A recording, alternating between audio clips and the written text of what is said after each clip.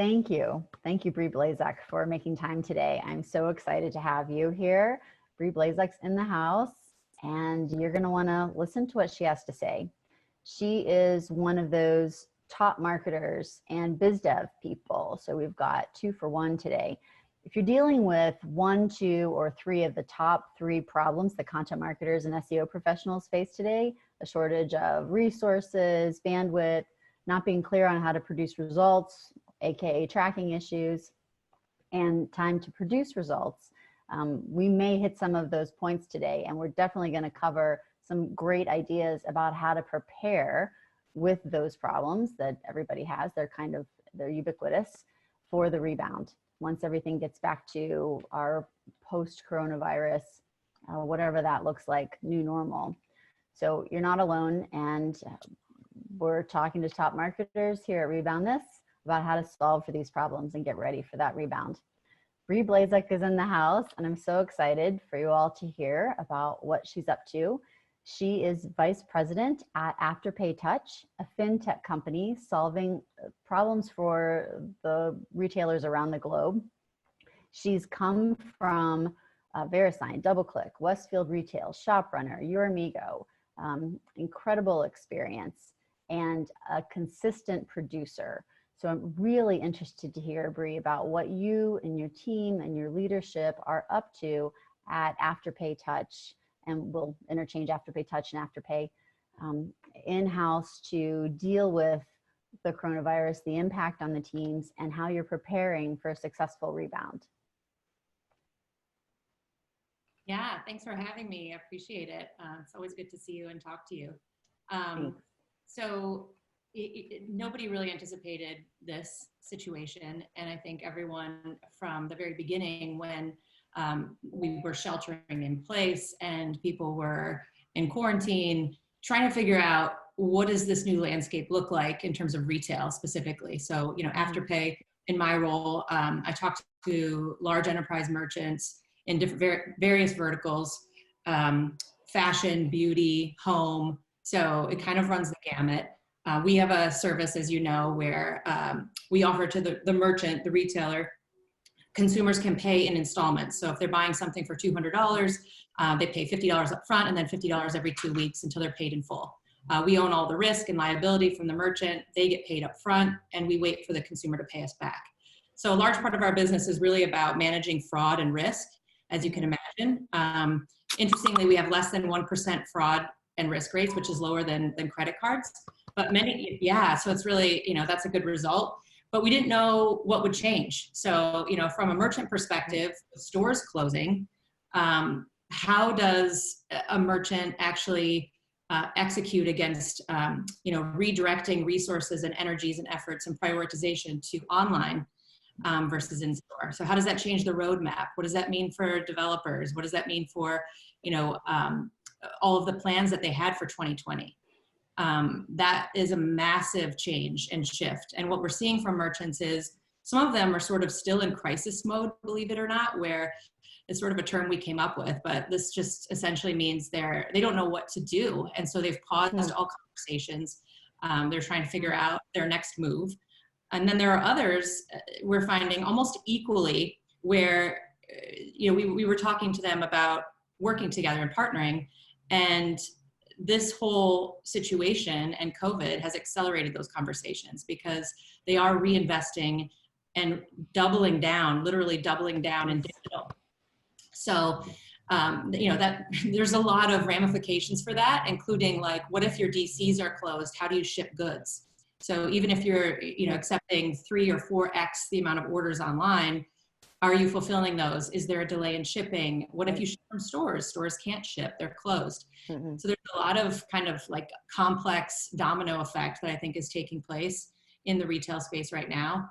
And then if you look at like sort of, in our world and how we talk to merchants and how we work with merchants is we track things like what percentage of their total online sales are Afterpay versus like Visa or MasterCard or other tender types. Uh-huh. We're seeing an increase.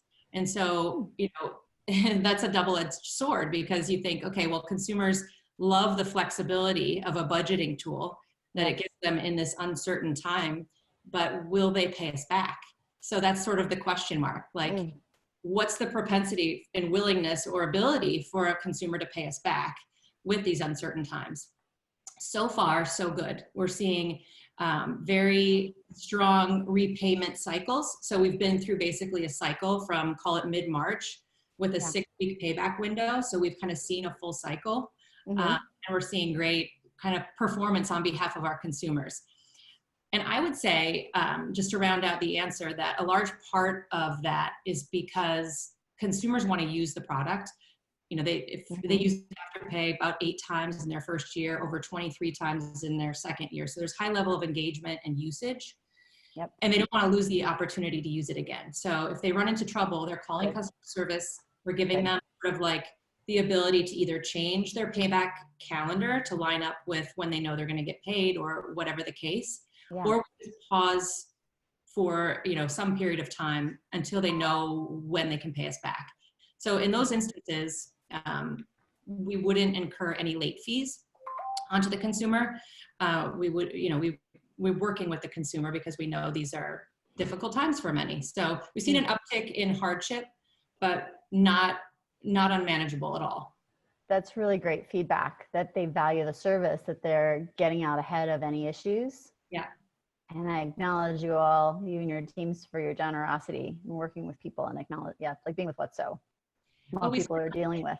You know, when we started Life, we really, the whole premise for the product is built on making lives easier for the consumer without the downside of credit in terms of APR and finance. So it's really in line with our core value system and doing the right thing. But yes, we're happy that we're able to provide that for consumers. So what are you seeing, or any positives that have come out of this experience for yourself, for the leadership, for the company, for the industry? So for myself, we'll start there. It's been an interesting shift. I think just, you know, in the way that we operate day in and day out in our jobs. You know, I'm not traveling, for example. You're doing a lot more on Zoom. You've been on the road since I met you in 2005. Yeah. So, you know, call it, you know, at least half the time traveling. So that's changed for me. And what's interesting about moving from face-to-face on-site meetings with partners and you know, clients to Zoom is, you know, like all of a sudden you're looking at someone's basement with their wife's Pilates studio in the background, you know, like, whereas before you have this sort of veil of, I'm the, you know, the ultimate professional, and, you know, not a hair out of place, and everything's perfect and fine. And you see people are exposed in a different way than, you know, than meeting in an office or in a conference room. And I think that's what changes the dynamic and the conversation a little bit. It's like the human element is really real and really there. It's just interesting. So, you know, that's my personal observation and how. So someone noted that we all have the chance now to be the BBC guy. Yeah. Oh my God. Exactly. With the baby crawling in and the wife freaking out, like that. You know, if that were to happen today, the reaction wouldn't be the same. Oh yeah. It's like, hey, this is life. Like we're all kind of like hunkered down, and this is my world back here. This is my family. Yep. So that's pretty interesting. And, you know, I think part of that too, the conversation has changed such that people are more open. They're just sharing more. They're willing to, you know, try things. And I don't know, it's just shifted from, you know, our organization and leadership team, and just sort of like how have things changed? I mentioned fraud and risk. We've done a really phenomenal job figuring out how to dial it back and dial it forward, meaning like what orders will we approve? And we have, you know, we approve over 85% of attempted transactions. How do we adjust on the dime? Like if we notice like trends happening, how do we dial that back or forward? Make sure that so we've had some learnings going through this that have allowed us to be more nimble in the market. So that's really good. I forget the last part of your question. What did you ask? Just anything in the industry that you're seeing positives, you know, that are impacts of this. We're all very focused on the negative and the problems now. The conversations I'm really interested in are, what are the positives, and how are we going to plan to come out the side all the better for it? So, in retail, it's been a rough go the last, call it, 10 or 15 years, with mall traffic slowing down and just a shift to online, but still lots of transitions. Lots of transitions. And I think many retailers and merchants that have a large store footprint, they're probably, have taken too long to sort of make that hard adjustment, because they're so beholden to the street and investors and stockholders that, making too much of an adjustment to close stores would have been really different. So I think now, with all the stores closed, how do we come out of that? Like, will they use this, call it, opportunity to make a harder adjustment down to the footprint that makes more sense in key markets, key areas, and just like a reset, like a major reset in terms of bricks and mortar? I think that will probably happen. I think we're also seeing, like, in the industry, a shift in what people are buying. So if you just look at consumer behavior and what people are buying, and how that's even changed in the last 6 to 8 weeks. So in the beginning, what we saw are people basically like hunkering down and spending so much on groceries and pet food and things like that, like really planning for, maybe in an extreme way, but scared and planning for a long time at this. And then you sort of see like a shift to settling in, and you see the consumer buying things like video games and electronics, and like, how am I going to spend my time now that I'm like home and I have all the food and pet food I need? Now they're like, okay, entertainment, right? And then it goes to, I don't know how long I'm going to be here. I need to start moving. And they start buying running shoes, and they start buying exercise equipment and home gym equipment, and start buying like streaming videos for exercise. And so, how do you replicate your gym experience at home? So I think there's like an evolution. You see it in consumer behavior. It's really interesting. And then you see the stimulus checks hit, and then people are buying, things that you wouldn't really anticipate them buying, but the volume of sales is more like, almost like holiday. So we've seen for the last like couple of weeks, a major spike in just overall sales volume because of the stimulus checks. It's almost like you can match it to the day that they were delivered.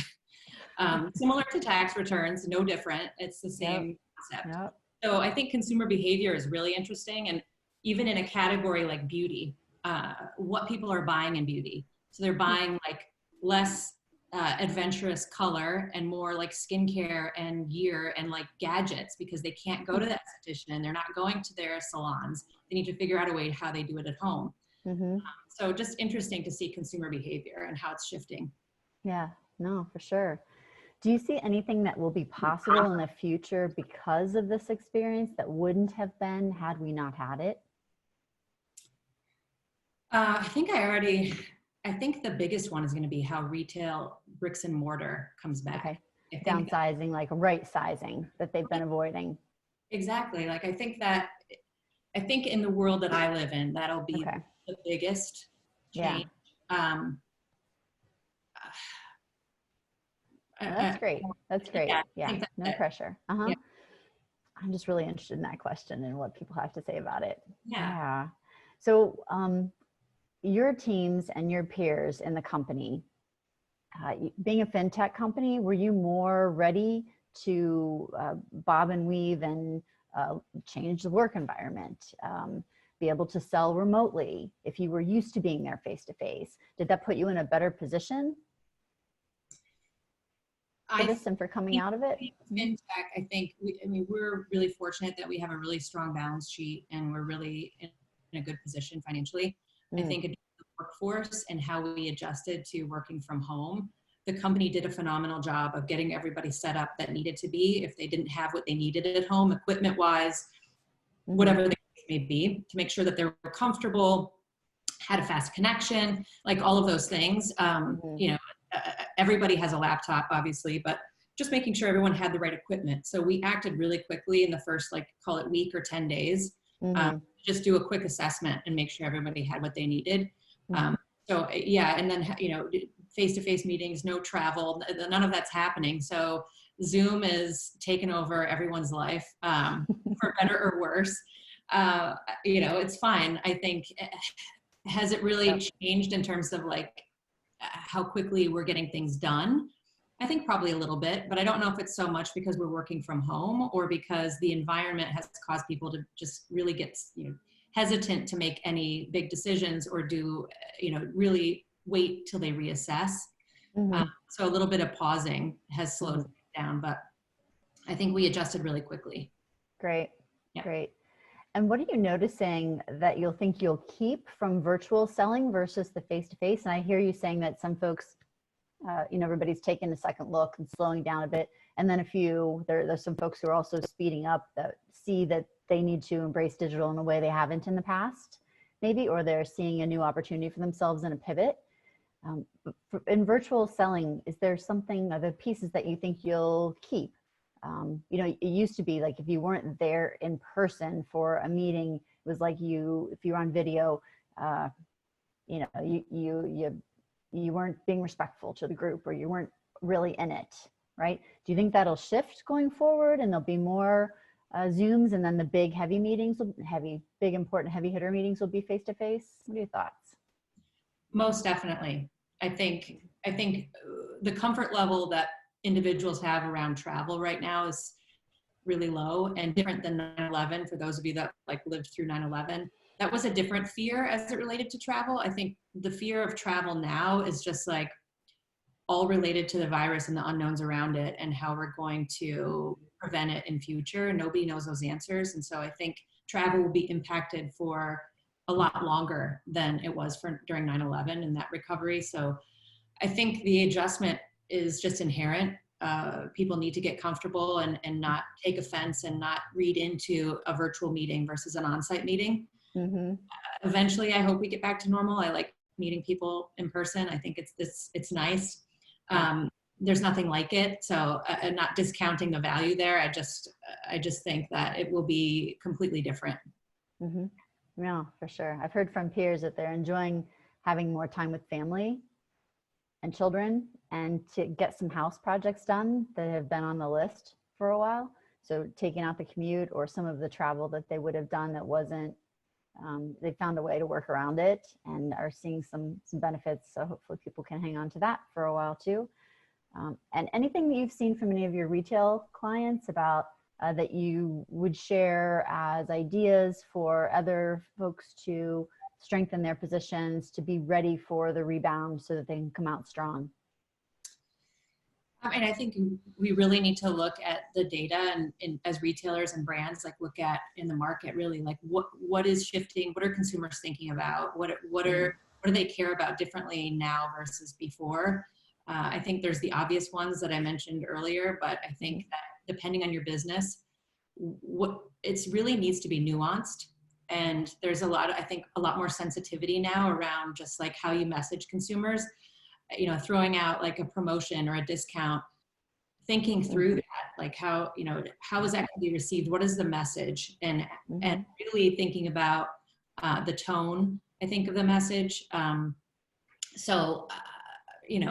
think people really need to pay attention to how they communicate to the consumer and watch and see what the consumer is reacting to and not. How that relates to marketing. I think it's all just about, your all encompassing, the whole message of the company or the brand and what you're putting forth. I've seen some amazing things that companies are doing and saying out in their communities, just about, we're, talking about how this has brought us together in a lot of different ways, instead of just pushing the 40% off promotion, connecting with the consumer, I think, will be different. I just think that it's maybe, and hopefully for the merchants, an opportunity to get away from the frequency and heavy discounting that so many have gotten into kind of a trap of doing. So what sort of value do they bring other than discounting, and how can they mirror what's important to the consumer? That is, what's the offering that's not just a discount? Yeah, a real opportunity to get in line with the folks they're serving. Exactly. bring authenticity and build the brand and loyalty. Yeah, like a partnership. Exactly. And how does that translate to in-store once the stores do reopen? Like, Mm-hmm. what's the sensitivity around, something as simple as the point of sale, like touching the keypad versus a contactless opportunity. So how is that going to shift how consumers pay? Will people pay more with Apple Pay and Google Pay because it's tap and go and there's really nothing for them to touch? Mm-hmm. Something, simple like that. But I think there's, different opportunities along those lines, and how people think about how the virus has impacted them and how we get back into world in the new normal, what that means in terms of execution in stores. And something like point of sale is just one example, but I think that will change too.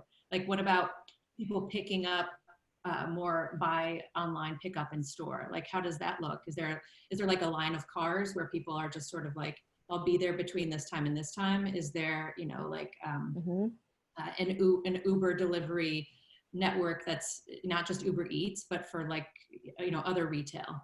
So I think there will be offshoots in different areas of how retail and how marketers interact with consumers, how product gets delivered and returned, and just everything. It'll touch everything, really. Yeah, oh, that's great. That's great. Has anything surprised you? What has surprised me? I think everyone would agree. The biggest thing is just, I just remember sitting in New York City in our office in March, I don't know what it was, 12th or something. And New York felt a buzz even more than normal because people were just like, what's going on? It was just sort of hitting, this whole virus thing was hitting, and everyone was washing their hands, and no one was wearing masks yet, but everyone was like, kind of like, oh my God, what is this? And then everyone started like leaving and going home. I actually shortened my trip by a couple days. And so I don't think if anyone went back in time 8 weeks, anyone could have said, seeing someone without a mask is weird. Like, how fast things change.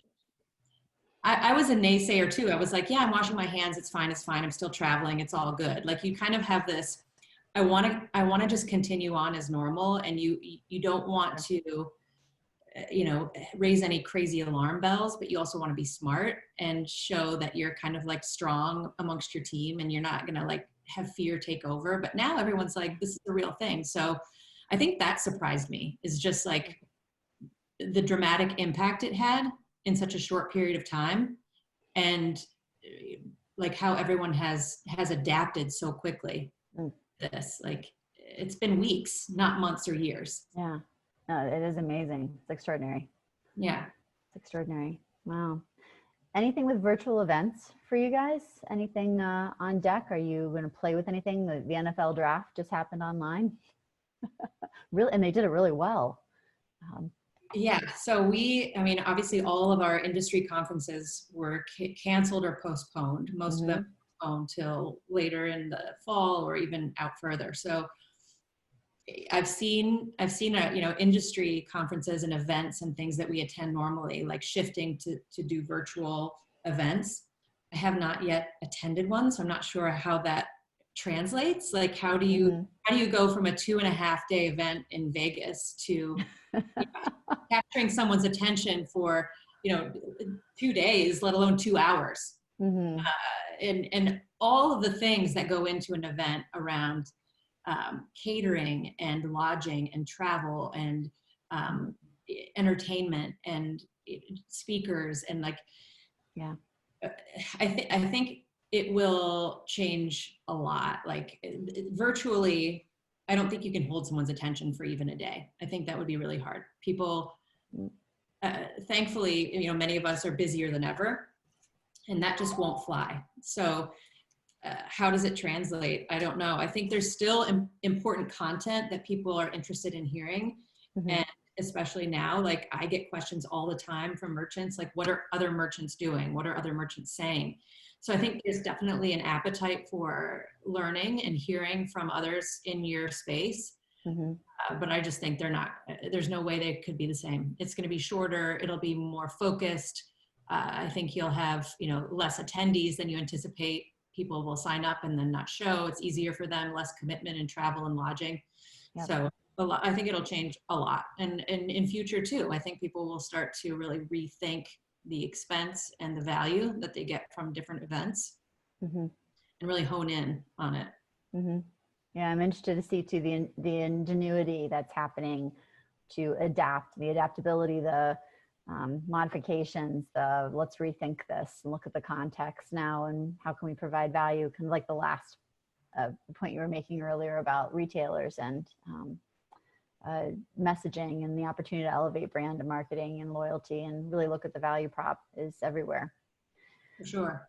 So back to our core question, personally, professionally, in the industry, in your company, it's all open. Whatever you see for yourself that you would advise, that either that you're doing yourself, your company's doing, or you would advise folks to take on to prepare for the rebound so that we are ready and strong when we get to whatever our new normal is, even if it's phase 1 of the new normal. But rather than those retailers that you're seeing that are frozen because they maybe hadn't done enough before this point to get into digital systems operations, thinking about how to bob and weave with people, with the world. What do you see that either you're taking on yourself or you'd recommend for others, or you've seen others do? I think there's an opportunity to get better at executing and just increasing the speed that you get things done. So, through this whole process, many people that I talk to, they're not they're distracted. Let's be clear, because there's a lot of distractions just around the virus. But sure. The ability to really focus on what you need to get done and how you prioritize your, whether it's tech roadmap or your marketing and how those things align.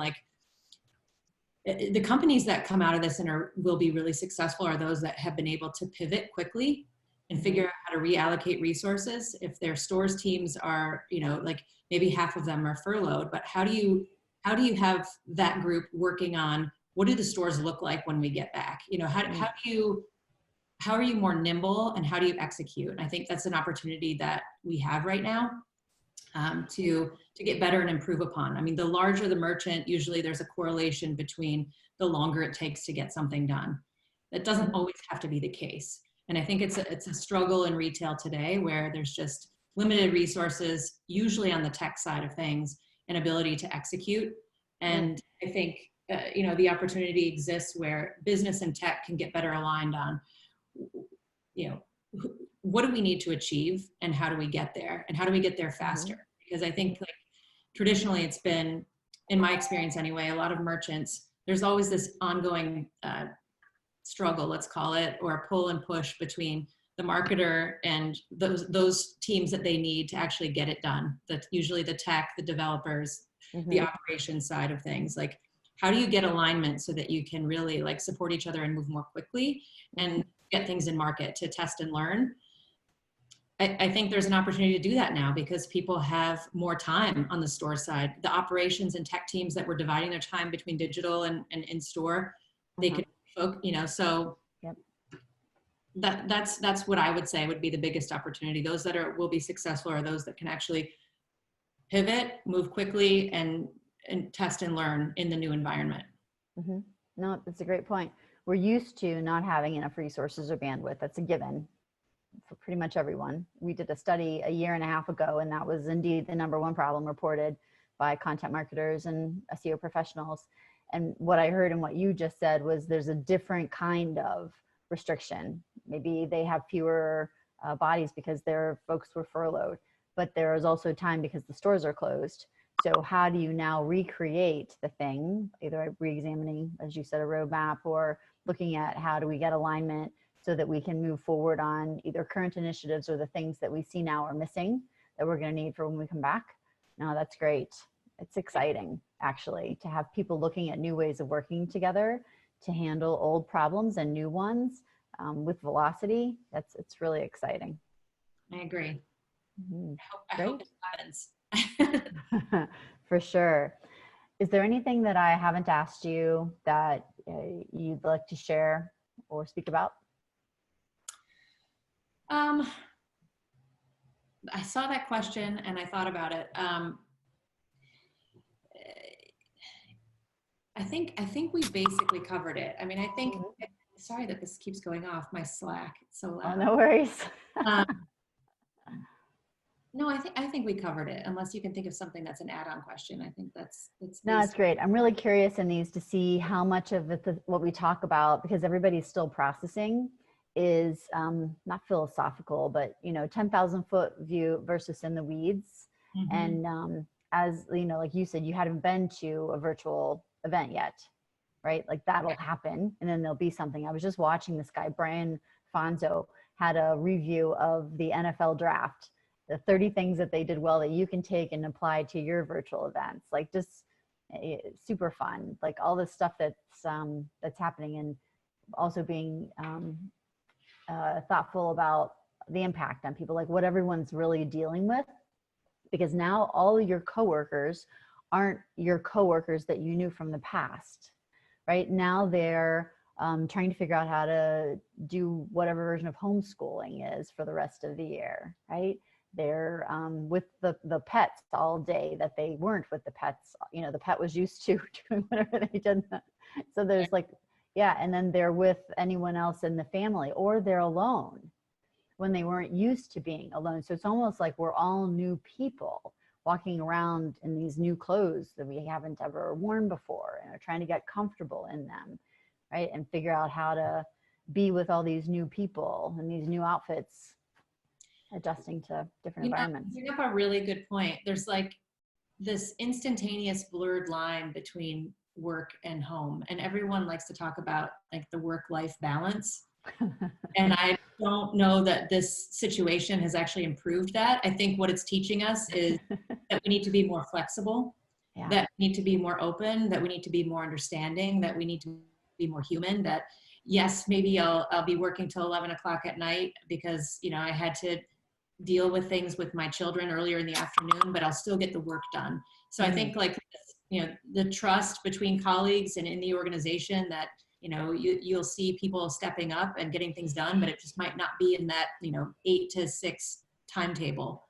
I think just definitely like a flexibility and, how do you figure it out? I think everybody is doing the best they can. And I agree with you. I think looking back, like if we were to do this again in 6 months and look back, I think that would be really interesting to see like how much of this is still the same and how we've come out of it, what's changed. But yeah, like it's the whole work-life balance thing. Like I have this office, thank God I have like a space to go to. Helps to separate home, but many don't. And, as much as my family, I love them dearly, like it's too much time together. So, and what about the people that are alone? Like that's entirely different. Like I think one interesting thing actually, if I know we have to wrap up, it's just, talking about human connection and how that's changed through Zoom and not being traveling. I've had a couple of Zoom happy hours with my college girlfriends that I haven't gotten together with and haven't like even talked to in years. And this whole situation has sort of like initiated a reconnection, let's call it. So like connecting with old friends, or in our space, how do you reconnect with a consumer post COVID? Like it's different. So it's like a big improv class. I think we're all in a big improv class, not to make light of. I mean, people are dealing with some really heavy, really big things, and just improv all over the place. Totally. Right. Well, thank you so much for your time. And that's a great idea. I like that follow-on idea of, okay, how is it now? Because I think the rebound is I think more like waves of rebounding then. Phased approach for sure. But great. Thanks so much. Have a great day. Thank you. So appreciate it.